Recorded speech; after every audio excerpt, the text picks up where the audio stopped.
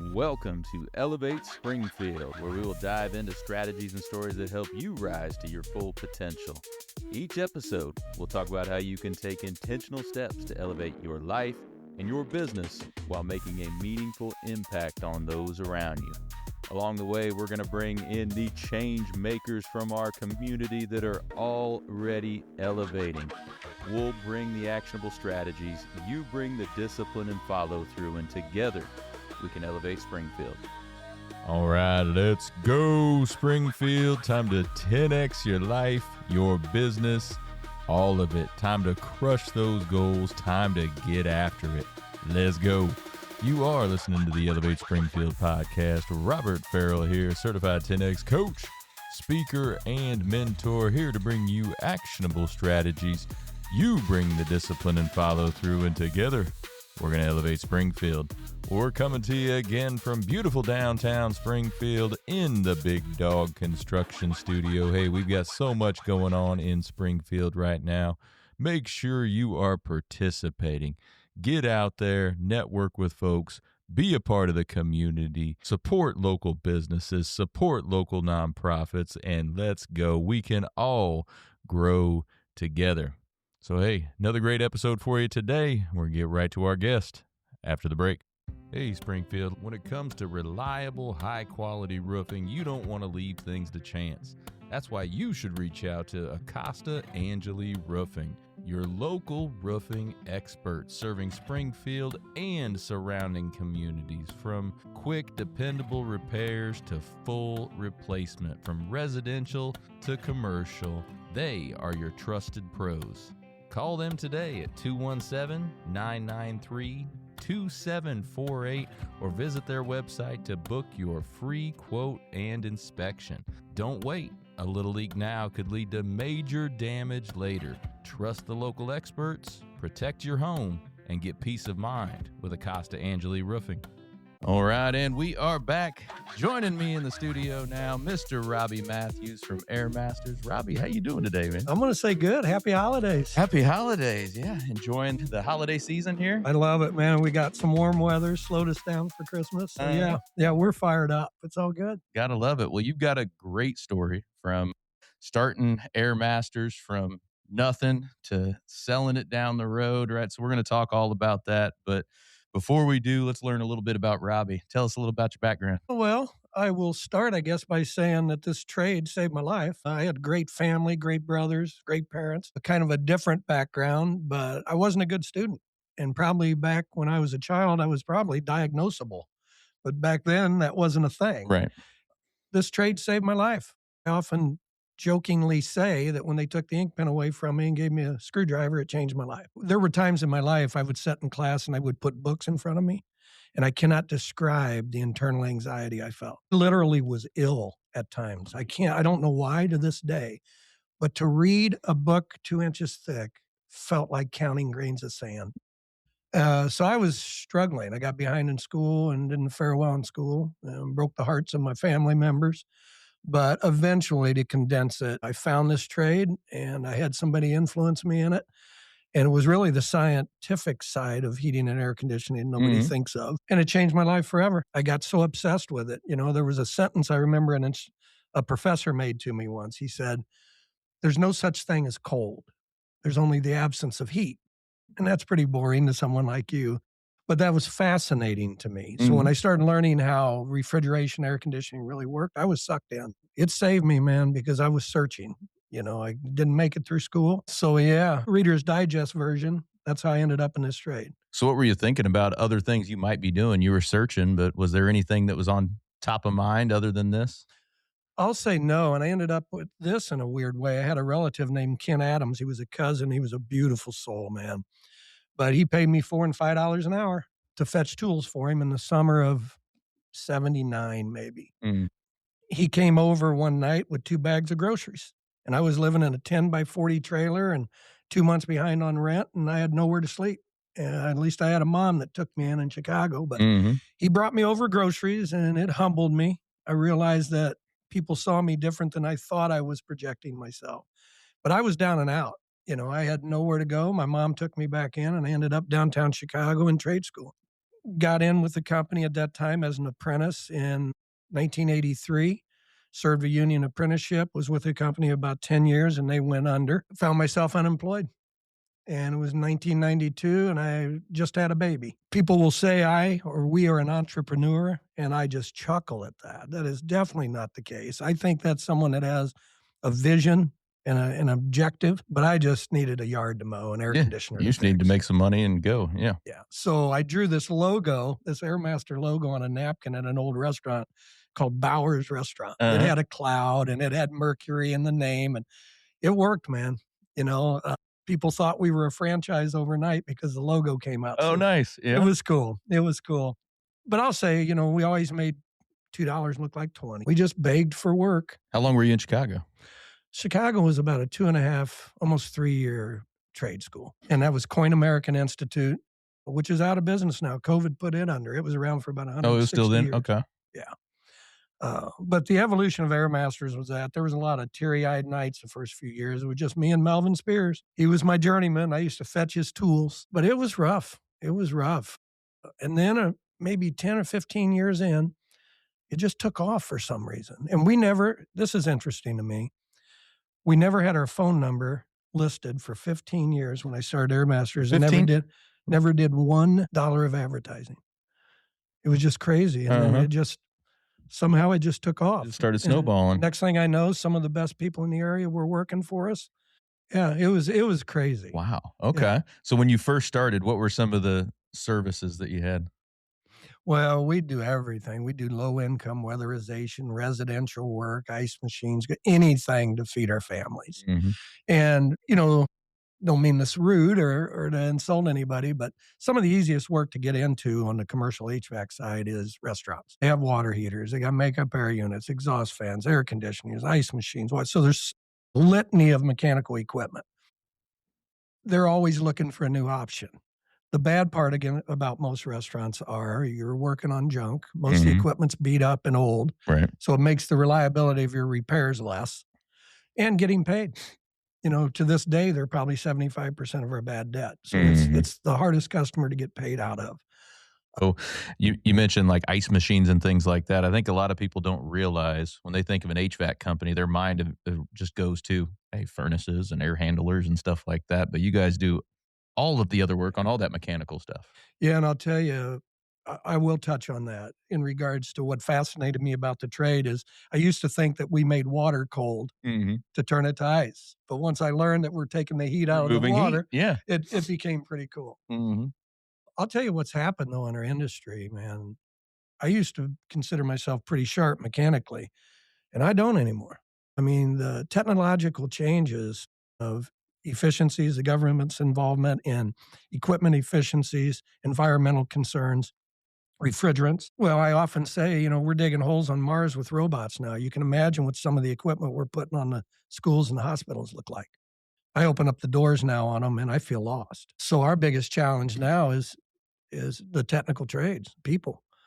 I've lost 7 or 8 veterans. I've got 2 retiring today. One would say we've got some great talent, but it's hard to maintain that quality as you lose veteran experiences. Yeah, no doubt about it. It's probably our biggest challenge. No, and like you said, with the technology advances, I mean, somebody, it's like this with any field, I guess, but somebody going through school, learning what they're learning right now, 4 years from now, the technology they learned in school could be obsolete or out of date. I think the good and the bad overall, because I'm old, the bad is service guys used to be able to fix everything because everything was electromechanical devices. Now we have service techs that only specialize in certain things, right? Certain guys. I mean, I didn't realize that Bob, who worked for me for 22 years, told me he never ran an air conditioning call the last 7 years he was at AirMasters. Oh, really? I didn't even realize that. He had done nothing but refrigeration and ice machines. The good side is if you can stay abreast of the changes technically, you've weeded out a lot of competition. Years ago, it was much easier to go from a company and start your own business in a pickup truck or a van. But now you don't really have the resources for training. So I often say AirMasters is far from perfect, and we show our mediocrity daily sometimes. But I can tell you, to think you can throw your contractor away and you're going to do better tomorrow can be naive.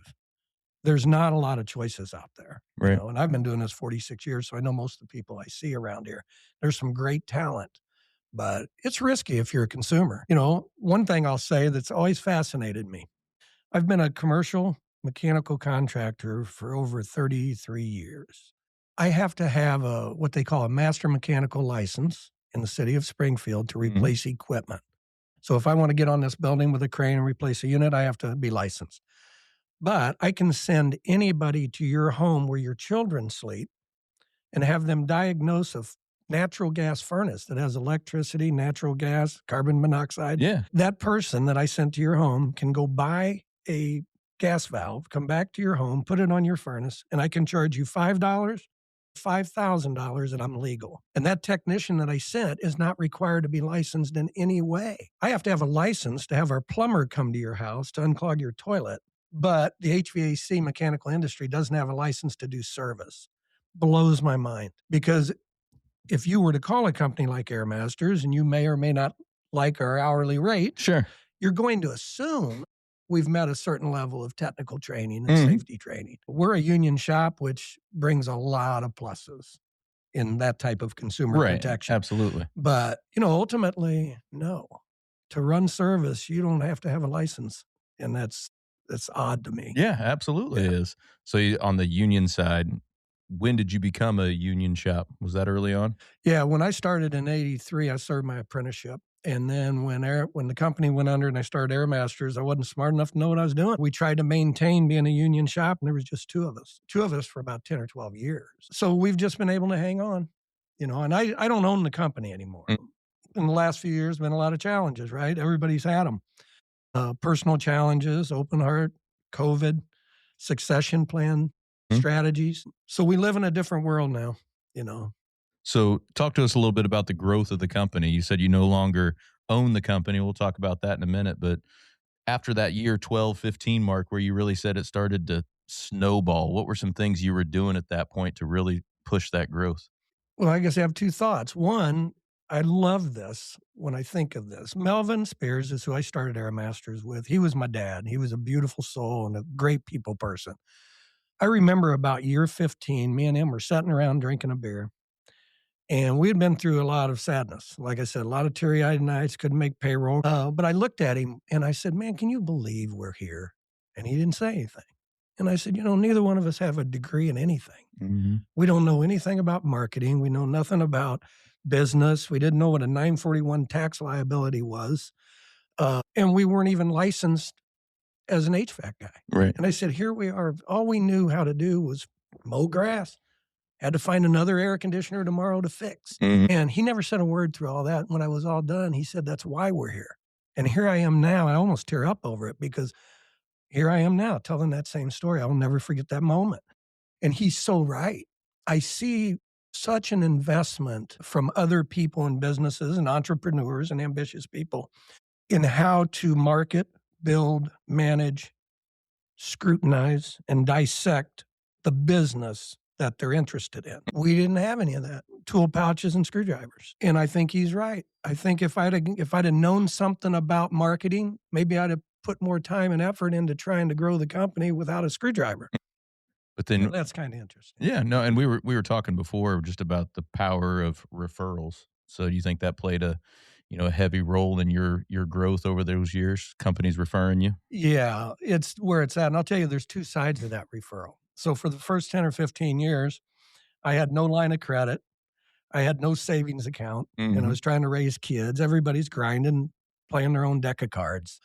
But I'll tell you, I'm going to start with the professional referrals that changed my life. I guess it's okay to mention names, but there was a gentleman named Dale Becker that worked at Kerberek and Breckle, which is an accounting firm. I later had a meeting with him. They took over the account, changed my life.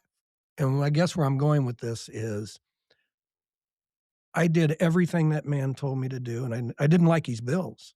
And they were referred to me. They said, call Dale, call KB. They're a great company. Yeah. And then when I got their bills, I just freaked out. I said, oh my gosh, I can't afford these people. Because when I was having trouble finding value in an invoice, right? Right. And I found out after decades that the value's not in an invoice. you're going to struggle when you get a bill to find value in the bill. Mm-hmm. Because I diagnosed a motor, I bought a motor, I put it on, I marked the motor up. You owe me $800. Right. The value is in the relationship after a decade or two. They ended up being a sounding board. I leaned on them for everything I didn't know. Who should I bank with? Do you have an attorney as a referral that can take care of my corporate needs? Mm-hmm. Insurance people, life insurance, work comp, all the people in my life became referrals. And what I found was I wasn't making the decisions. I wasn't doing research to find these referrals. I was taken from people that were already proven successful. I didn't like any of the bills. So all of the invoices of the billing I received from the referrals I was given, I didn't like them. Right. But I'm telling you, I wouldn't be here today with my kids through school if it wasn't for it. Sure. So when you quit trying to figure it out on your own and just listen to, accomplished people. Absolutely. It was a game changer, man.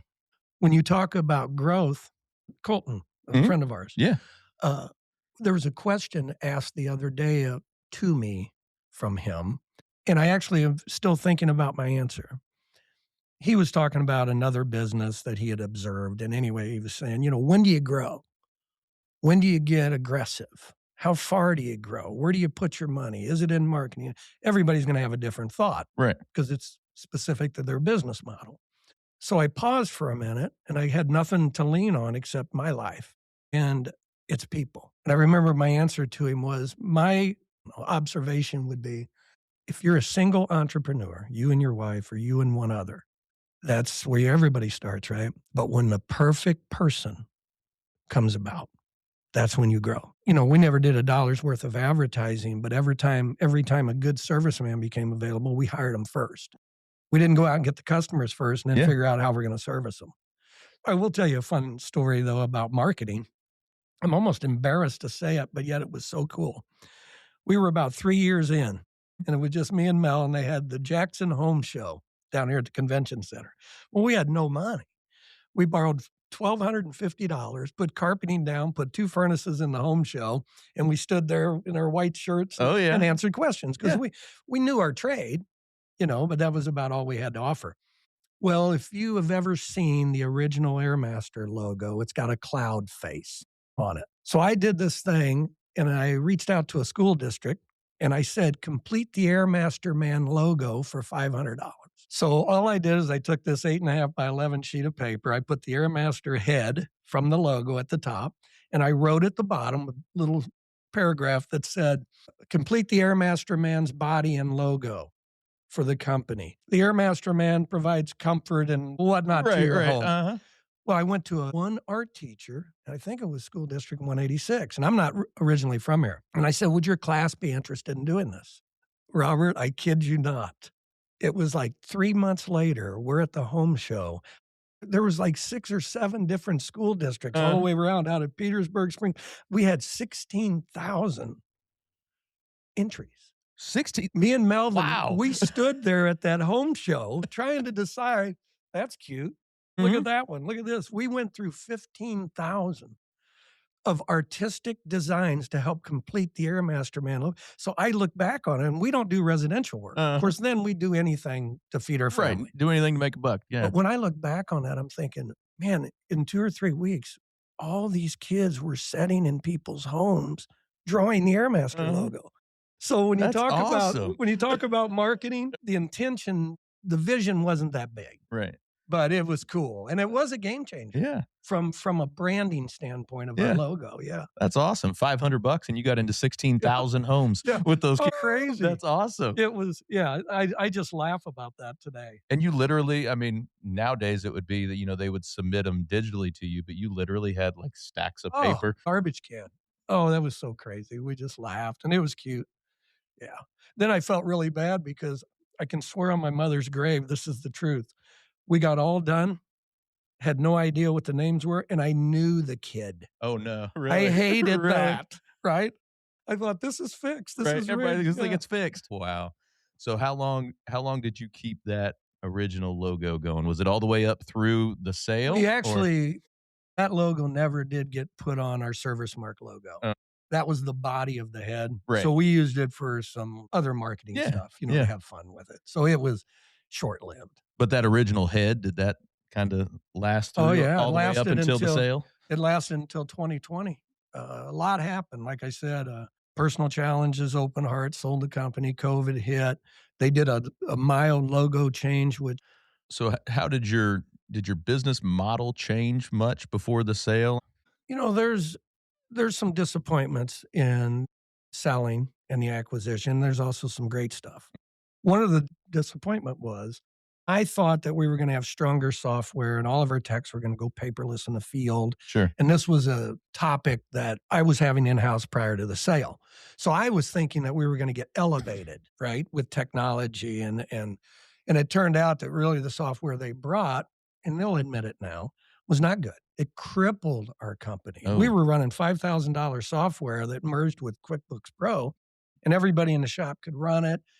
We had mastered it so much that other people that had bought the software were calling us, asking us how to use it because it was just kind of generic service software. Yeah. And then when I did the acquisition, they brought in this software, which was accounting software, and it was so specific. Every chair had one person did payables, one person did receivables. Right. So it set us back. It hurt our culture and everything.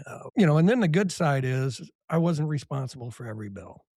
So having sold the company, that was a burden off my. Sure. We were running about a $10 million company with a $700,000 line of credit. That was stressful from a networking capital management. But it's a good thing. What I will tell you is succession plans, man.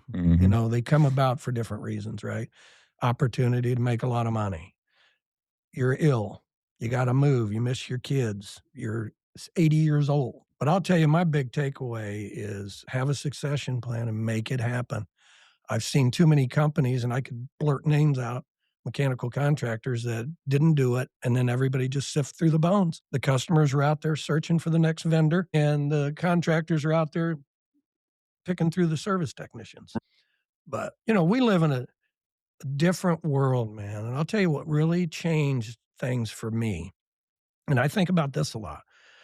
I was at a radio station breakfast once, and I know they were wanting me to buy advertising. Sure. But my big takeaway was it changed me forever. iPhones had just come out, or should I say phones. Smartphones, yeah. They had just come out. There was a room about 15 or 20 people. And the guy says, towards the end of the session, he said, how many of you people have kids that are 21 to 26 years old? We all did. He said, how many of them have smartphones? We all did this. And this goes back to when we were struggling with software and investment and didn't know, we were just reacting every day. We weren't managing anything. Sure. We were just answering phones and fixing stuff. So anyway, he said, how many of you got kids, in this age group? How many have smartphones? They raised their hand. And then they said, talked about them buying a car. And he said, your kids, these kids will buy a car off their iPhone. They will do today's due diligence, what they think is good research. It can be Carfax. It can be reviews. Yeah, absolutely. It can see where it came from, how many owners it have. But eventually, they're going to go buy it now. We would never do that. We might do some, how many owners did it have? Was it in a wreck? But ultimately, we would fly to St. Louis, take it to a service company and have them put it on a rack. Check it out, yeah. So as parents and as a contractor at that time with my mindset, well, of course. These young kids, that's ridiculous. Don't they understand the importance of having mechanical checks? You can't rely on your iPhone. This is where my mind went. So I was convinced as he was talking that, my way, our way is the right way. It's more conservative, it's safer, and it's physical interaction with the item before you buy it. So all that's going through my head. And then he said something that changed me forever. He says, you're not wrong. I even agree with your way of looking at that purchase is the right way to do it. But it doesn't change the fact that 90% of your customers today are doing that. Absolutely. And it was a jaw dropper. And I remember thinking to myself, I got to get in or get out. I've either got to make investment in software and get my head wrapped around it, that these are my customers. I call our customers today, they're young and brilliant, and there's a lot of pressure on them. I think a lot of young managers are incentive-based employment. Sure. Yeah. But The biggest change in my life that's disappointing that I have to really grasp is I call it a head down world. That's what I feel like I live in now. My whole life, I drove to see you. I talked to you. I physically wrote out invoices. If you got a bill you didn't like, you call me. We went behind closed doors. We found common ground and we respected it.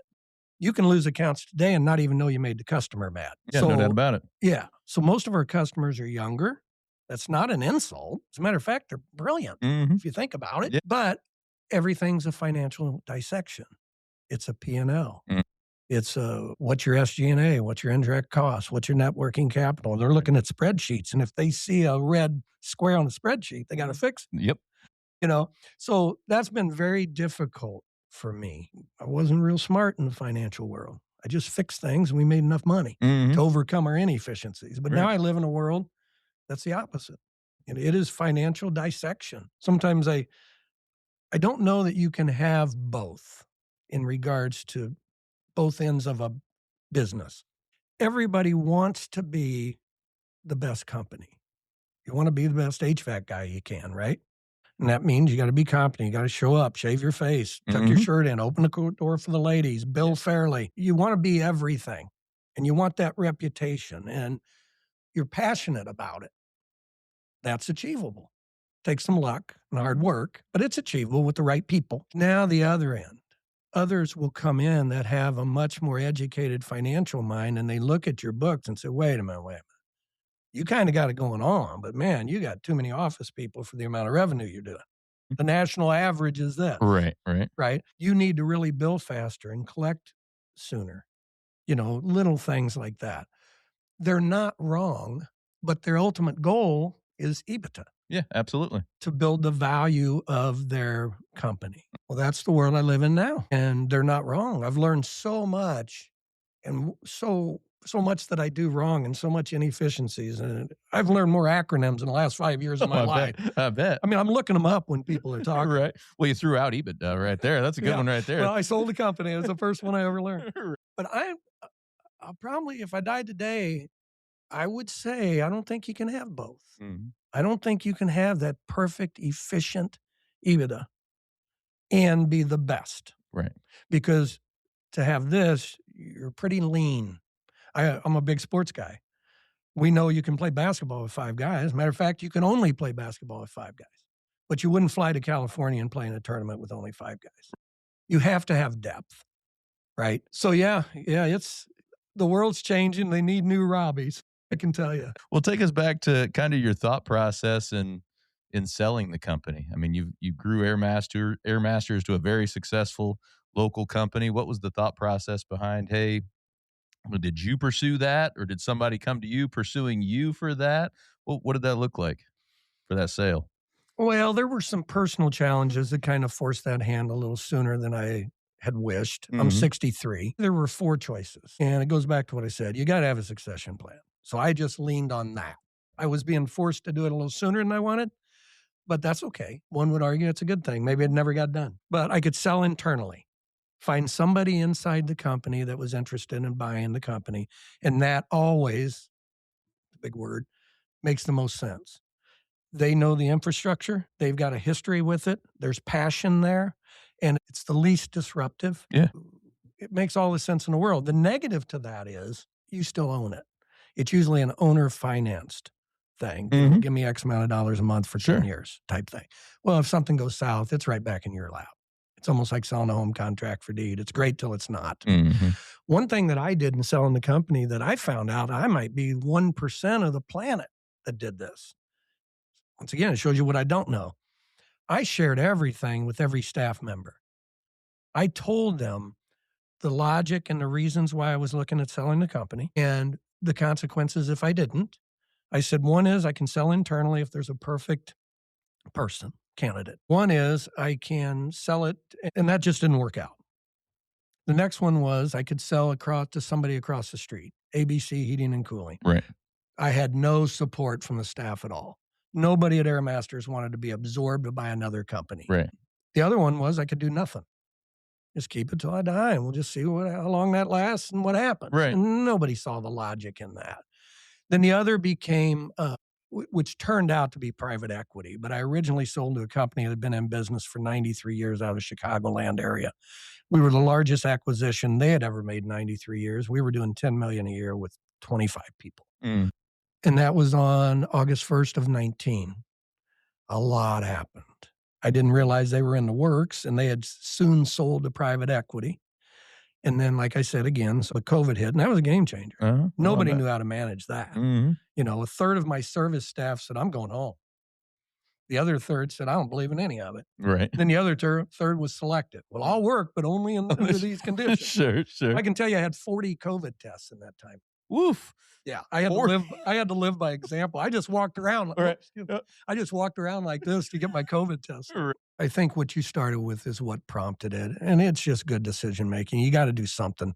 You know, even if you're a company of 30, we got like 37 on payroll right now. But, you know, you're getting over 100 mouths you feed. Yeah. It's not just the people in your four walls. Right. And one thing I've noticed with change, it's been kind of a bummer to see a lot of what's going on in attitudes and customers and the way people think. It's been much harder to manage now through COVID. I'll give you an example. I've heard customers and employees say to me, I went my whole life, never heard this. I'm not doing that. Mm-hmm. I mean, I went 55 years of my life and never heard that sentence. And I hear it often anymore. Wow. Yeah, I'm not doing that. Right. For whatever their reason is. Mm-hmm. It's not my job. I'm not doing it. Or I don't like it. I'll go somewhere else. So. Because that did not used to happen. It just didn't. And there wasn't animosity or even anger in it. You know, I don't know. I don't know, Robert. It's a change time. Yeah, it is. We were talking today at breakfast with the techs. We have breakfast every Wednesday, mostly for culture, trying to get it back because we had such a good culture prior to COVID. Mm-hmm. Then I couldn't have the techs come in anymore. Right. So we lost our relationships. This might be out there a little bit, but we were talking this morning. I've lost 2 techs in the last year and a half to death. And they were in their 50s, and they were brilliant and beautiful souls, right? So that's a reality. But my generation probably did a lot of things wrong in the outlooks of today's generation in regards to your time, how you manage your time and your payroll. Mm-hmm. An example, I or we back then would go to work. Ultimately, we work 8 to 4:30, but we get there at 7:15, quarter to 8. We'd load our stuff up. Right. We'd be on the job by 8. We get done at 4. We get done at 6. But ultimately, we got paid 8 hours. We just did what nobody kept score. Right. Either you worked through lunch or you took a 45-minute lunch. But end of the day, you turned in a paper ticket for 8 hours. You might have worked 7. You might have worked 9. Well, and it worked. And it was fun. And sometimes the shittiest work was the funnest, you know, and that's not for everybody, but ours is blue collar.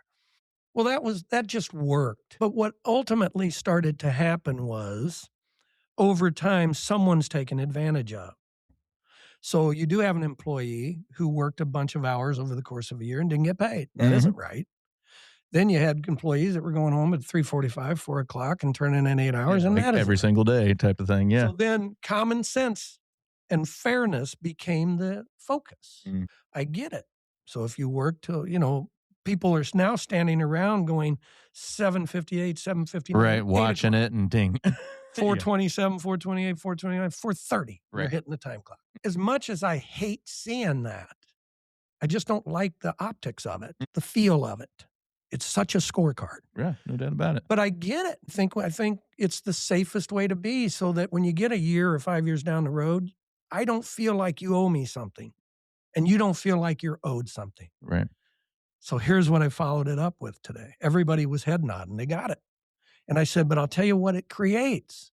It creates a consequence that a lot of people don't think of. We just solved the problem by making you clock in and clock out by the minute. And we all agreed that was the right thing to do in today's world. Nobody's upset.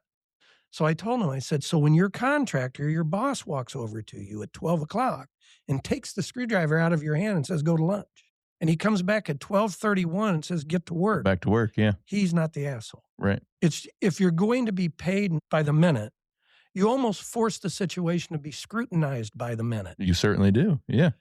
I get it, but it shows I've lived through both experiences, I guess. And I'm not saying one's better than the other. I truly lean towards the later. Right. It's the right thing to do. But yeah, but for culture's sake, it creates a vibe or a culture that's just, I don't know. That part's, kind of sad to see go away. No doubt about it. No, I mean, I've always admired your culture at your company. Maybe this was all pre-COVID, but all the things I would talk to you about what you did for your employees. I mean, you guys would go to Mexico and you'd have these awesome parties here in town where you'd have blues artists come in and you just have a big shebang for all your employees. You always had a pool table, kind of a rec room up in the office and everything. So I just always felt like you had a very relationship driven culture at your company. Am I reading that right? You are. And we were talking about management now. It's, once again, it's changed. Quick example. I used to be able to, for years, communicate this way to staff. Hey, man, when you get a chance, can you take the trash out? The trash should go out. Now I feel like I'm living in a world that if I say that, it may stay there for 2 weeks.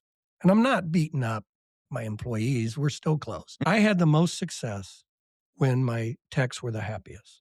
We would dispatch from the shop. We'd eat donuts. We'd make jokes. I'd read horoscopes to 25 service techs every morning. And then everybody smile and we'd go to work. And what I found was it was inefficient. We were easily criticized by competitors. What are you doing having your guys come to the shop? They're not even getting to their jobs till 8:15. Send them from their homes. I get that. But in time, people realize what the credits were by doing that. And what I found when they're happy, they defend the company. They help the company, they support the company, and they recruit for the company.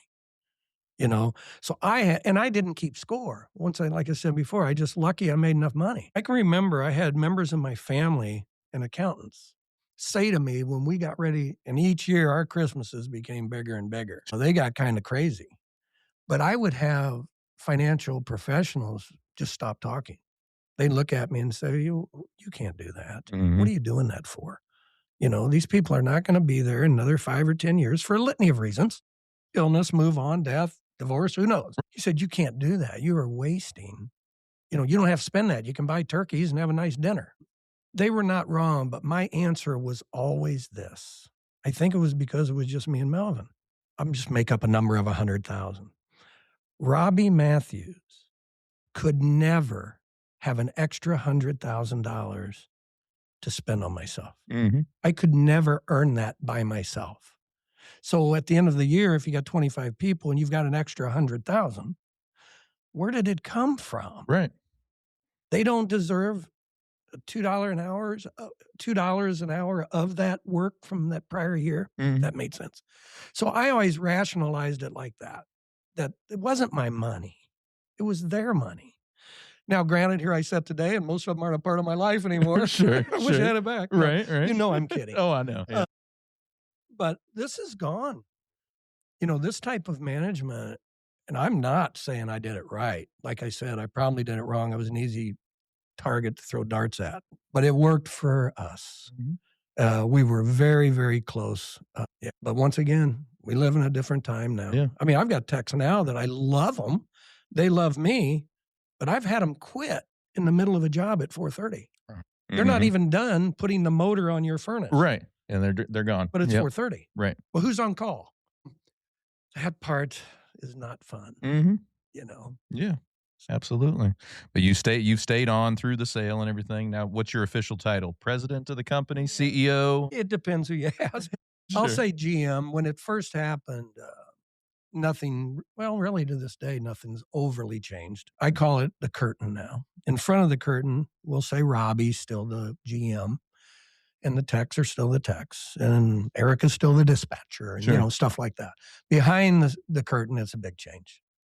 I live in a world of dissection and scrutiny, and I get it. These are investors that have chosen not to invest in the market.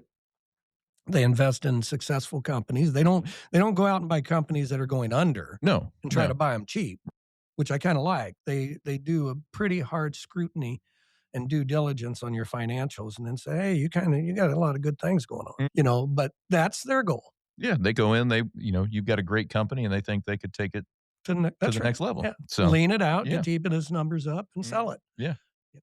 What would you tell maybe some young guys out there that are getting into the trade here. They want to start a business in some kind of trade. What piece of advice would you give them? Well, I guess I would say this. You gotta love it.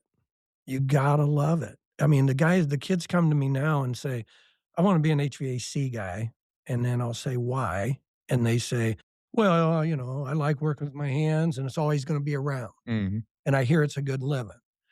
Well, those are facts, but I didn't feel any passion in it, and I'm telling you, man, we get 32-foot ladders off of our trucks 5 times a day and climb up on this roof today. I loved it.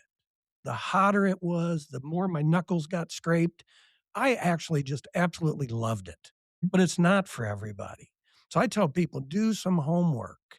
If you're going to get in the HVAC trade, it's changed. Be specific. Let's say you're going to mechanical school for HVAC and you got screwdrivers and drills and gauges in your hands, but every time you go home, you're working on your computer and your buddies are asking you for IT support. Right. Well, don't ignore that. Get into the building automation side of HVAC. Don't generalize our industry anymore as heating and air conditioning, because there's commercial, there's residential, installation, plumbing, pipe fitting, welding, service, building automation. I jokingly say this: if you don't like heights and you don't like 100-degree days and 0-degree days on the roof, and you're a socialite, well, fix margarita machines.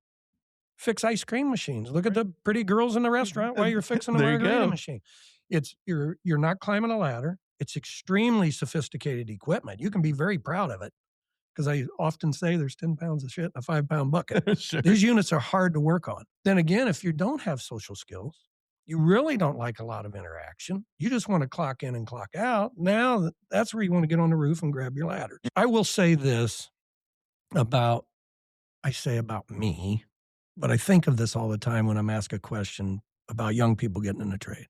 When I walked in the back door of a restaurant and the ice machine was empty, the walk-in cooler was 60 degrees, there's smoke in the kitchen, the door's falling off the freezer, and there's a big rattle on the roof.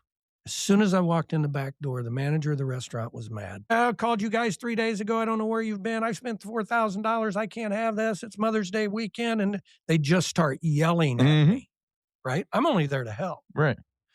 Well, I was blessed with passion for it and some social skills, and I could read the room.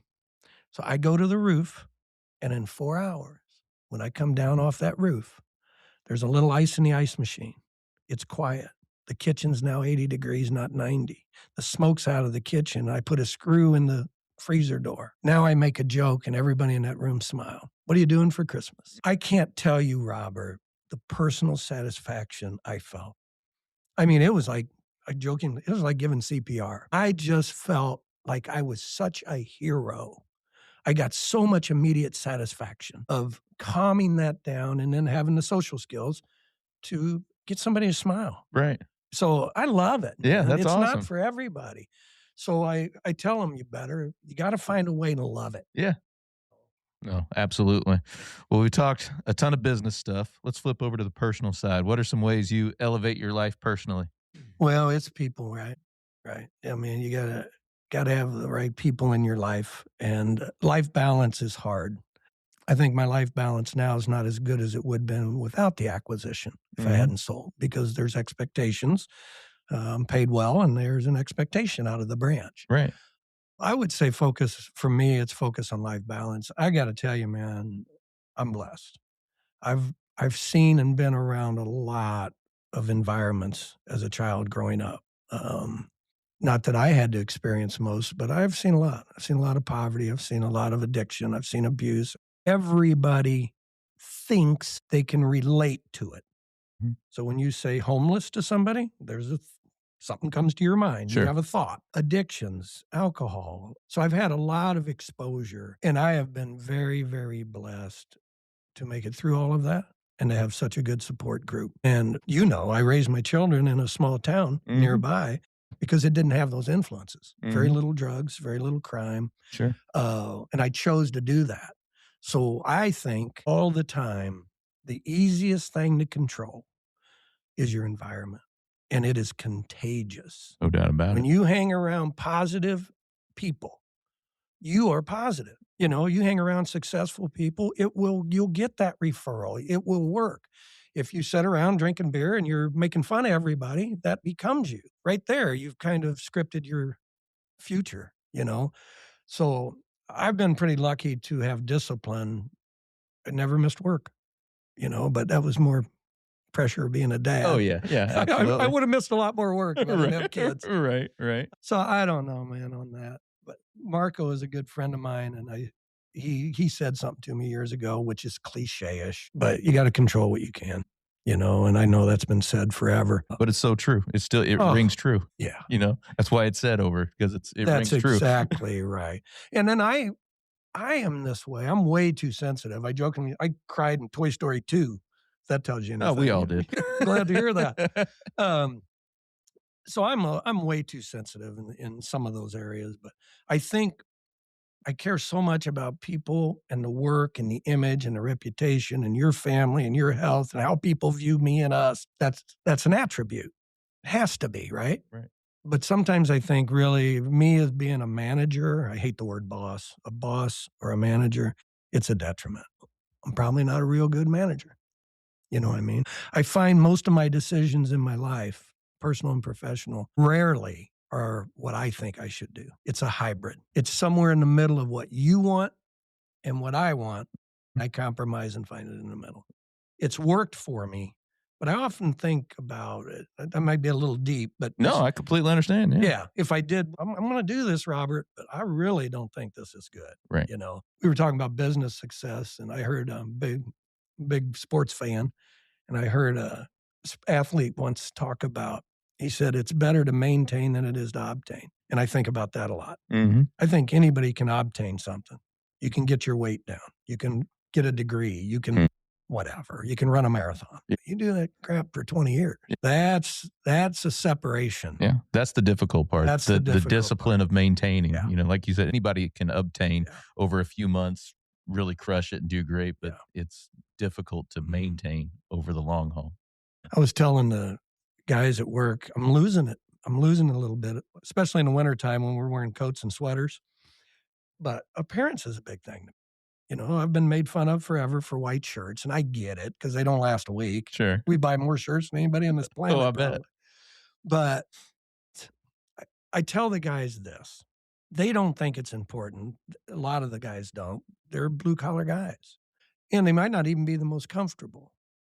But I feel like if you charge somebody $125 an hour, that's $1,000 a day. 70%, 65% of what we do every day is not that brainy. That other 30 or 40% is. But we don't know when we're dispatched what skill set's going to be required to accomplish our mission, right? But I can tell you this, and I try to motivate the guys about their appearance and just taking care of his crap. Mm-hmm. Clean your truck up. I once had a customer say, how's he going to take care of my stuff when he can't take care of his truck? Well, it's kind of a fair way to look at it. Yeah. But I tell them a lot of times, you've got a customer sitting at a desk, and there's two HVAC companies standing in front of him. ABC Heating and Cooling's $125 an hour. He's got the motor, the ladder, the tool pouch, and the knowledge to go change the motor. Over here, you've got AirMasters. I'll just say us. Mm-hmm. And they're $125 an hour. They've got the motor, the ladder, the tool pouch, and the knowledge to go change the motor. There is zero difference when that repair is made. Mm-hmm. None. But I can tell you that when that customer is looking down at his desk and he knows immediately who he hopes can do the job. Right. It's a harder thing to maintain. I used to get much more buy-in years ago. People, I don't know, related to that thinking I had. Now I see it all across the gamut. There's not really a lot of pride in those little things. Right. And it's the easiest thing to control. It's free. Well, a good example, I got guys not wearing uniforms, and we got great guys. Don't think I'm sitting here bashing AirMasters. These are my buddies. But there's times they will wear certain apparel for their own reasoning, but they don't even buy the uniforms. So doesn't it get a little bit odd later? Yeah, no doubt about it. No doubt about it. You said you're a big sports fan, so I know you've been a big Bears fan for years and years and years. Got any predictions for what's going to happen the rest of the year with those guys? I think they've shown that they can win. They've had a tremendous amount of injuries, so I'd like to almost know where they'd be without them. When you take fan base out of the picture, it's like Cub and Cardinal fans, it's Bears and Packers fans. When you take the fans out, and you only talk about the sport, I think they deserve credit. I saw yesterday that they were in the power rankings. They're 6th. Mm-hmm. So I did not expect that. No. I thought 8 wins this year. Mm. So no, it's pretty exciting. Bit of trivia, though. I've missed 9 games in like 46 years. 9 games in 46 years. That's it? Yeah. Wow. But I've only gone to 2. Here's a bit of trivia about football. Uh-huh. I love this. A buddy of mine told me this years ago. I'm going to be within a minute of my example. Football game lasts an hour. You got offense and defense, right? You got 4 15-minute quarters. But we know they kick off at noon. They're done at 3:15. Mm-hmm. So the actual game goes for 3 hours and 15 minutes. But we also know the clock only runs for 60 minutes. If you took a stopwatch, and you're only playing half the ball. Right. If you took a stopwatch and you went snap to tackle, just when the ball's in action, it's 8 minutes. 8 minutes? Think of the remotes I've thrown across the living room Right. and pillows and the screaming I've done over the course of 3.5 hours of football. But the actual action is 8 minutes. 8 minutes. And you're only playing offense or defense. Yeah. Half of it. 4 minutes a week. Wow. Isn't that crazy trivia? That's awesome. That is very cool. That's why I like watching football on TV, because they fill the voids very well. Yeah. With replays and stats and stuff. Yeah, no, I'm the same way. I'd much rather watch a game on TV than be in the stadium anymore. Oh, in you my don't wanna younger sit days, it'd be next to kind of me. cool. Yeah, but, I'd rather just watch it on the big screen at home. That's right. So, well, Robbie, so much great stuff today. I always like to close with these last couple of things. Let's give the audience a piece of advice, one on the personal side, one on the professional side, to help them elevate their life or business. I would be very, very conscious of opportunities. It's all, in my opinion, it's all about people. Don't try to figure it out. I jokingly say vacations. People will do their own homework and never ask anybody that's been to Maui 20 times. Right. For me, when I quit trying to figure it out, right, I just went to people who were successful and I lean on other people's advice. And this is where I wasn't good. Partnerships can be tough. I would probably, it depends why you might need a partner, right? You might need liquid. Well, that's one thing. They're going to be a partner. But if it's skill set, opportunity, stuff like that, for me, I would consider structuring incentive-based relationships. Try to keep that ownership close to you for a number, not from selfish reasons. That's got nothing to do with it. I don't mean it from that standpoint. Sure. But you can control the tough decisions. Other than that, I would say that one thing I've noticed in my lifetime, or where we've evolved to, is life is not easy, but it is simple. I'm just surprised now we seem to live in a world where we're so dissected and judged and graded and scrutinized. And we kind of lose fact on how quick did I get to your house and fix your furnace. I'm actually wanting to write a book which I can't read one. How am I going to write one, right? Hey, I'll help you out on that one. Let's do it. Yeah, I know. Come on, I can do that. I know you're a reader. But I'm looking for a title, but it was something, it's like scrutinize your business all the way to bankruptcy. Okay. Something like that. Uh-huh. Meaning you can get so wrapped up in the numbers. And the numbers don't lie. But let's say you squeeze a whole bushel of oranges and you get 90% of the juice out of it. Uh-huh. Well, we can get another 5-7%. But what is the debit to that? Right. Right? Are you better off getting 90%, out of it? So, I worry sometimes about the business side of stuff. Well, death by dissection. That'd be a business title for you. I call my wife, it took her 5 years to buy a car, right? Well, I'll buy a car by noon. Right. To me, it's just a car. What was it somebody said to me? Oh, paralysis by analysis. Oh, yeah. I love that line. Yeah. Speaking of cars, you mentioned earlier about buying my last 2 cars that I bought was the click on the cell phone. Yeah. Done. Bought.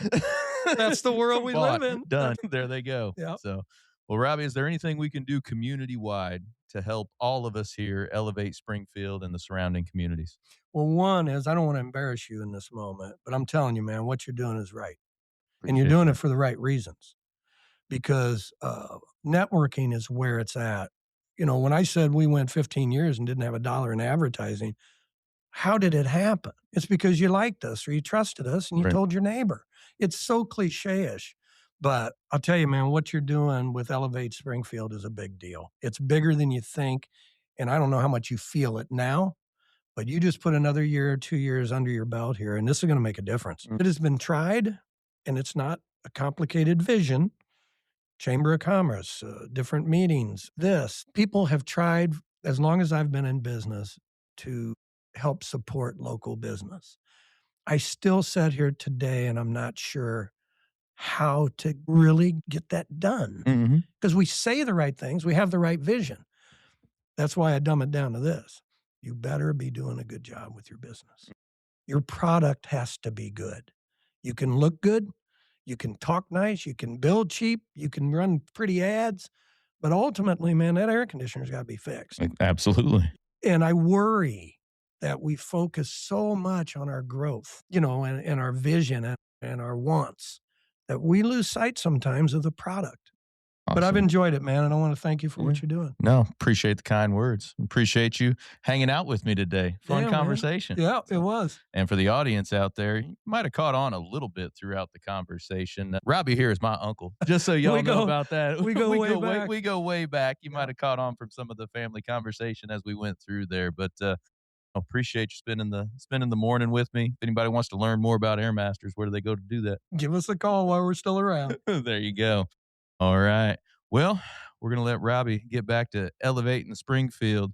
For the rest of y'all, we'll be right back. Looking for expert tree care with hometown integrity? Look no further than Sangamon Tree Service. They're your trusted local pros, delivering quality workmanship, exceptional customer service, and fair, honest pricing every time. Whether it's trimming, removal, or storm cleanup, their team brings professionalism and care to every job, big or small. Call the name your neighbors trust, Sangamon Tree Service, or visit them today at sangamontreeservice.com. Sangamon Tree Service, rooted in quality, built on trust. All right, come on, Robbie. So much great stuff.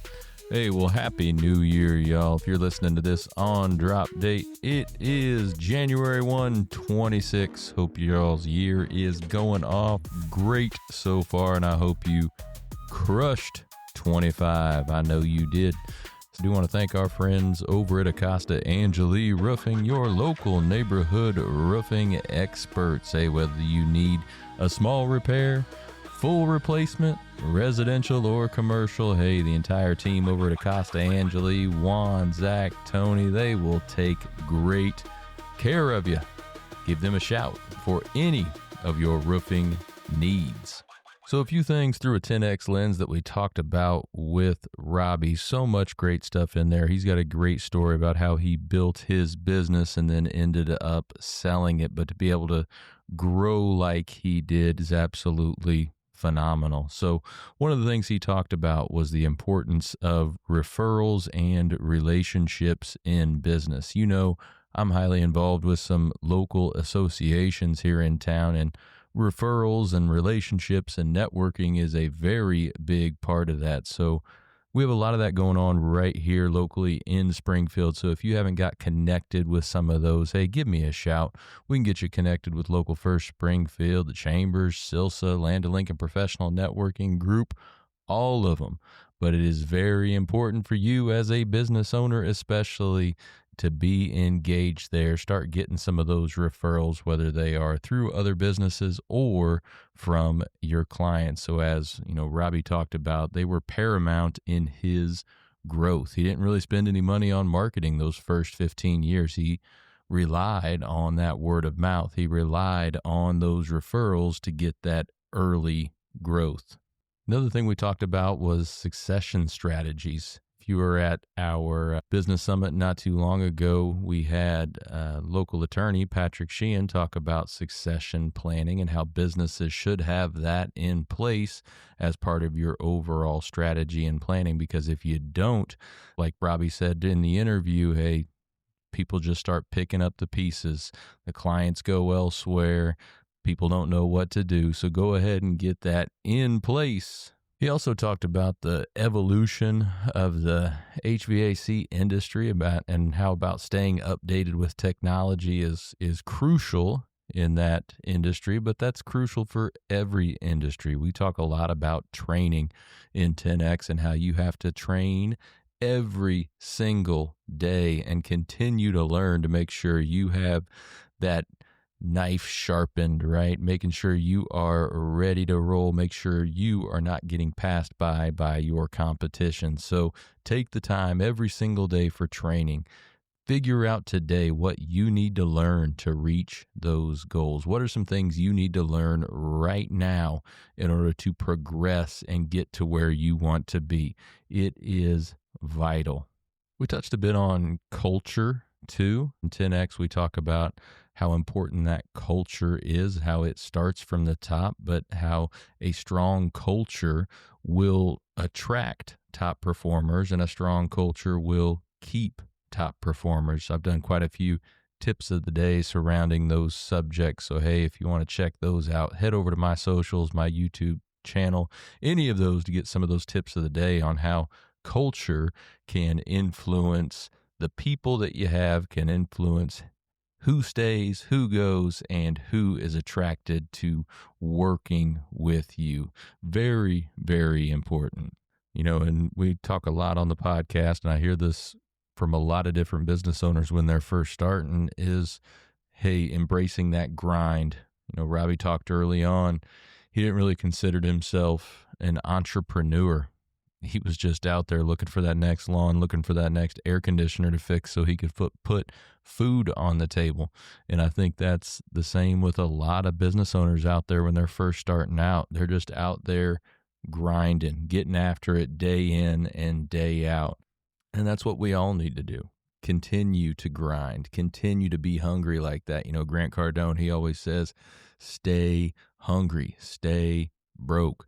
It'll allow us to continue that mindset of when we first started. No matter how much success you have, if you stay hungry, you stay broke. And that, with the mindset, you're going to continue to push and not get complacent and not get comfortable and start resting on your laurels. So, hey, let's stay hungry, let's stay broke, and let's keep that mindset right, even after all those successes continue to pile upon themselves. So kudos to Robbie. Congratulations to Robbie for building up a company so strong that, he was approached to be bought out essentially, and now owned by private equity. So, a lot of folks, that is their goal with their business, to build something that can be sold later on down the line, that can live past them and create an exit point by selling that company. We talk a lot about scaling and different exit points within 10X. We talk about a lot of the different break points that happen as you grow. If you want any help with that, if you want to discuss that with somebody, hey, just give us a shout. We would be happy to help you out there. But kudos to Robbie for building such a phenomenal company. Great stuff. Again, it is January 1st. Some of you guys out there are still doing New Year's resolutions. I say skip the resolutions, because here's why. Most resolutions fail. They do not work. Most people stop the progress, stop the momentum, stop doing what they said they were going to do by February. What we would rather do is make that mindset shift, get that 10X mindset shift, and start creating some goals and targets for yourself that are aligned with your purpose. All right. So if you make those goals and targets align with your purpose, align with what you want out of life, align with what you want personally and professionally, I promise you they are going to be a lot more likely to come true than just saying, hey, I'm going to try to do this next year. I'm going to try to do this tomorrow. I'm going to try to do this, right? Let's make some big 10X massive targets that you can get excited about, stuff that you're going to wake up every single morning and say, let's go. Right? So forget about the resolutions. Let's make some 10X goals and targets. Let's stick to them. Put in that massive action that you know it takes to reach those things. And let's 10X 26, y'all. Be right back with more after the break. Looking for personalized insurance with hometown care? David Hilst, American Family Insurance Agents, here to help you protect what matters most: your family, your home, and your dreams. Whether it's auto, home, life, business, David and his team are proud to serve the Springfield community with trusted advice and reliable coverage. Local service, real relationships, peace of mind. Call today or stop by their office. They can build your dream protection plan together. Call 217-726-6343. Well, thank you for joining us today, everybody. Appreciate you making us a part of your day. Hey, don't forget, while you're out on social, check ours out. You can check my personal one out at Robert Farrell at everywhere. Check out those Elevate Springfield pages, those Big Dog Business Coaching pages as well. Check us out over on YouTube. Give us a subscribe, give us a like or a follow on any of those channels. We would certainly appreciate it. So hey, take what you learned today. You bring the discipline and follow through, and together, that's right, y'all, we're going to elevate Springfield. Be great. When I first walked into Shudokan Karate Club, I was just looking for a way to get stronger, but what I found was so much more. Here we train in traditional karate, the real stuff, passed down through generations. Every punch, every kata has purpose. I've learned self-discipline, confidence, and how to protect myself. Not just in class, but in real life. It's not about being aggressive, it's about being prepared. This is more than a club, it's a way of life. Join us at Shudokan, traditional, powerful, real. Ki-ai!